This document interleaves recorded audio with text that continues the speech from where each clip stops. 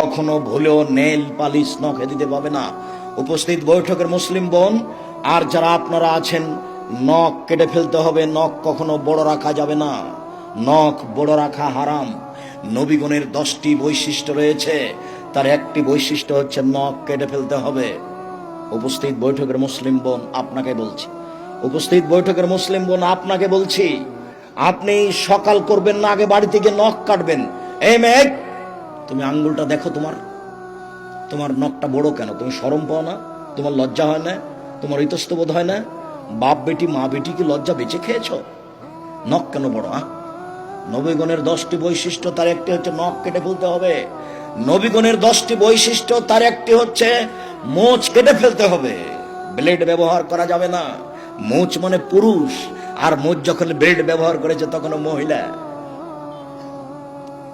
কেঁচি দিয়ে মোচ কেটে ফেলতে হবে। নবীগণের 10টি বৈশিষ্ট্য, তার একটি হচ্ছে বগলের লোম উঠিয়ে ফেলতে হবে। পুরুষ নারী একই হুকুম, ব্লেড ব্যবহার করা হবে না। নবীগণের 10টি বৈশিষ্ট্য, তার একটি হচ্ছে নিচের লোম পরিষ্কার করতে হবে ঊর্ধ্বে টাইম 40 দিন, যেভাবে সম্ভব, যা দিয়ে সম্ভব।